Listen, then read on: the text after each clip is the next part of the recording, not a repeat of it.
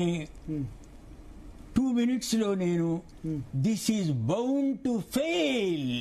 Okay, ఇది మీరు 2023 October 21 తర్వాత ఒక 2 రోజుల్లో 3 రోజుల్లో మీరు ఇది చూడగానే ఇది ఫెయిల్ అవుతుంది, ఈ డిజైన్ చూడగానే ఫెయిల్ అవుతుందని మీరు అనుకున్నారు. 2 నిమిషాల్లో 2 నిమిషాలు మీ చేత కూడా అనిపిస్తాను ఆ మాట.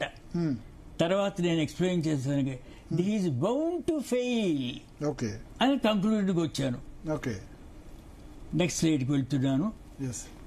తర్వాత ఇంపార్టెంట్ క్వశ్చన్, మనకేమిటంటే 2022 ఫెయిల్యూర్ ఏమో 2023 అక్టోబర్లో జరిగితే 2022 అంటే 1 year ముందుగానే నవంబర్లోనే చాలా హై ఫ్లడ్ వచ్చింది. 28,25,000 క్యూసెక్కుల నీటిని కూడా మేడిగడ్డ తట్టుకుంది. ఇప్పటికీ బీఆర్ఎస్ అదే చెప్తుంది. 28,25,000 క్యూసెక్కుల వరదను 2022 వర్షాకాలం సీజన్ లో తట్టుకున్నప్పుడు 2023 అక్టోబర్లో నీళ్ళేమీ లేనప్పుడు, క్యూసెక్ పెద్దగా ప్రవాహం లేనప్పుడు అప్పుడు ఎంత ప్రవాహం ఉండే? అప్పుడు ప్రవాహం ఆల్మోస్ట్ డిజైన్ ఫ్లడ్. ఎంత డిజైన్ ఫ్లడ్ కి డిజైన్ చేసామో ఇది 28 లక్షల క్యూసెక్లను తట్టుకున్నప్పుడు 2023 అక్టోబర్ 21లో అసలు పెద్దగా వరదనే లేదు. అప్పుడు ఎందుకు కుంగిపోవాలని క్వశ్చన్ చేస్తున్నారు. సో ఇది న్యాయమైన క్వశ్చనే. ఎందుకంటే హై ఫ్లడ్ లో ఆల్మోస్ట్ డిజైన్ ఫ్లడ్ వచ్చిందా 2022 నవంబర్లో. సో మేడిగడ్డ డిజైన్ ఫ్లడ్ ఎంత సార్? 28 లక్షలు, దాదాపు 28 లక్షల 28,25,000 క్యూసెక్స్ వచ్చింది. ఈ ప్రాజెక్ట్ లో ఎంత డిజైన్ చేశారు? అది డిజైన్ ఫ్లడ్ వచ్చింది కూడా ఆల్మోస్ట్ 22లో అంత ఫ్లడ్ వచ్చింది, ఆల్మోస్ట్ అదే. ఓకే, ఇప్పుడు పోలవరం డిజైన్ ఎంత? 50 లక్షల క్యూసెక్లకు అనుగుణంగా చేస్తున్నారు పోలవరం. నేను అది వాటిల్లోకి ఇప్పుడు వెళ్ళదు, డీటెయిల్స్ లోకి వెళ్ళదు. డిఫరెంట్ గాను మనం ఎక్కువగాను మెట్రిక్ యూనిట్స్ వాడతాం, కొంతమంది ఇంకా ఎఫ్ఈఎస్ సిస్టమ్ వాడుతున్నారు కాబట్టి 2 ఇచ్చాను. క్యూమెక్స్ ఇచ్చారు, క్యూసెక్స్ ఇచ్చారు. Design flood 80,000 cubic meters per second.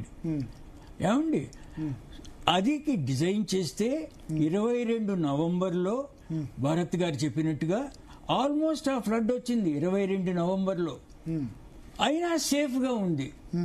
ఇంతకంటే తక్కువ ఫ్లడ్ వచ్చింది 23 అక్టోబర్లో. దాంట్లో ఫెయిల్ అయింది. ఎలా ఫెయిల్ అయింది అన్న క్వశ్చన్ రావటం అది అన్యూజువల్ కదా, అలా జరగకూడదు కదా అని తప్పకుండా ఆ థాట్ అందరిలో మైండ్లోనూ వస్తుంది. దానికి అదే బ్యారేజ్ యొక్క లక్షణం. వినండి, హై ఫ్లడ్ లో విస్టాండ్ అవ్వగలదు. డిజైన్ ఫ్లడ్ లో ఉంటొచ్చినప్పుడు హై ఫ్లడ్ కంటే తక్కువ వస్తే బ్యారేజ్ ఫెయిల్ అవుతుంది. ఎలాగ సార్? ఇదిగో ఇక్కడ ఈ స్లైడ్ క్లియర్గా మీకు ఎక్స్ప్లెయిన్ చేస్తుంది. ఎప్పుడైతే ఫ్లడ్ సీజనో ఫ్లడ్ వార్నింగ్ వస్తుంది మనకు అప్ స్ట్రీమ్ నుంచి, ఫ్లడ్స్ వస్తున్నాయి, మీరు గేట్స్ ఎత్తేయండి, మీ ఆపరేషన్ స్కెడ్యూల్ ఉంటుంది మీకు మీ బ్యారేజ్ ఓనర్ దగ్గర.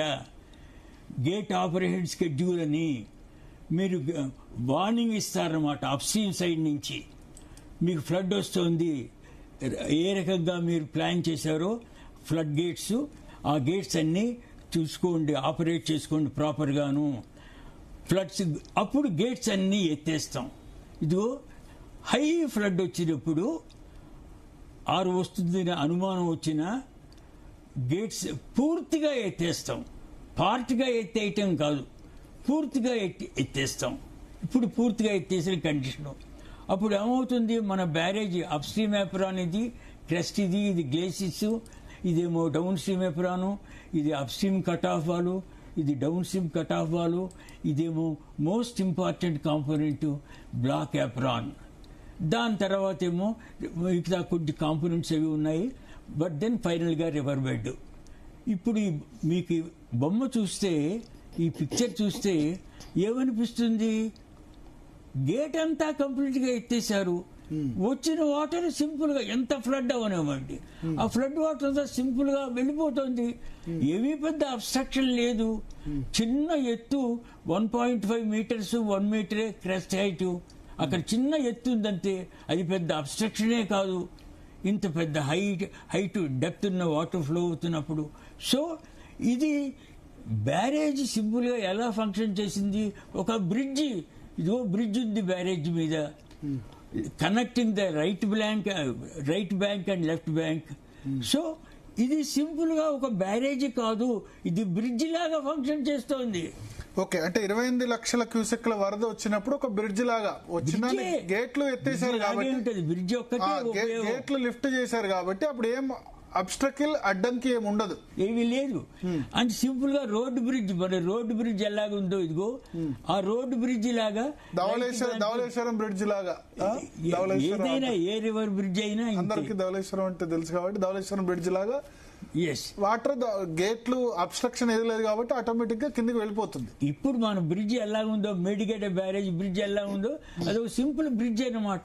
This whole barrage now is functioning the purpose of A bridge only, connecting the two banks for traffic, for highway traffic.